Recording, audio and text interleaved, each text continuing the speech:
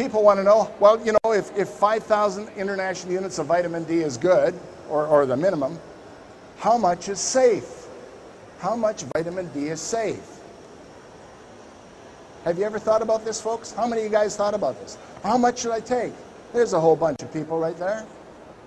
Well, this was a study at Sick Children's Hospital. This is from the Globe and Mail, by the way. Martin Mittelstadt is the author of this article.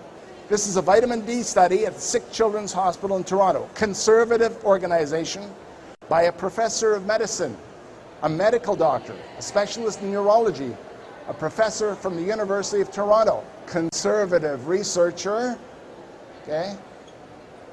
These small children average 8 years old and 60 pounds.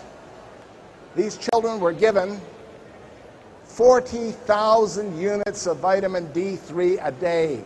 40,000. Now don't be afraid of that big number. That big number is an artifact, a construct by whoever started the research in D3. He needed a handle on this thing he was studying. So that's a physiological handle. It's just an arbitrary number. And yet we've been beaten over the head with this big number for the last, what, 50 years? They've been scaring the hell out of us. So this sounds like a big number. It's fat soluble, folks. Health Canada, for example, has been recommending 400 IUs. That's all you need, folks. Yeah, maybe enough to prevent rickets, but not enough to decrease the incidence of autoimmune disease and cancer. This study here was on multiple sclerosis, MS in small children. The doctor is reinventing the wheel. What he's studying here, again, has been known for 65 years. It's been known for 65 years that there is zero multiple sclerosis at the equator. Zero. And there have been epidemiological studies done, multiple of them. Here, let me show you some of them. There's the D3 that we have. That's the Cripps Pharmacy D3, slow release.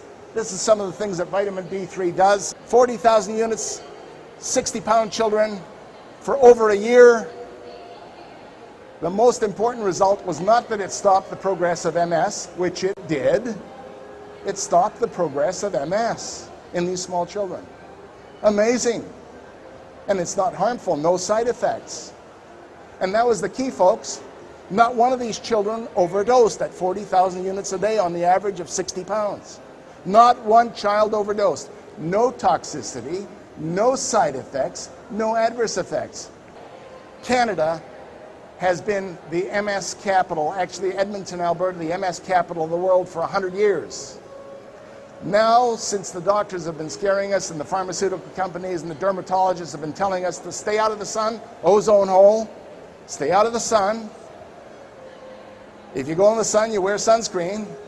Now, Canada is no longer number one. Who's number one?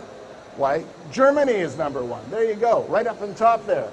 Highest incidence of MS now since we've been staying out of the sun and wearing sunscreen. The United States is now number two. I want you to realize that there are two Russian studies from 5 years ago that indicate if you load up with vitamin D3 now, if you get a flu shot after loading up with vitamin D and giving your body a sufficient time to convert the precursor in your skin or in the capsules into the active form, and this is the key, you've got to get your vitamin D into the active form.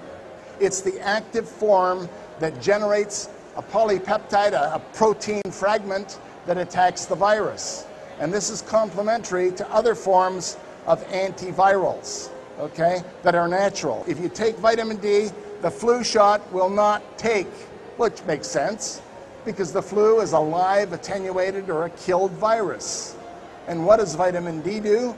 Pumps up the protein fragment, the polypeptide in your body, that attacks these viral fragments, either live or dead, and stops them from working.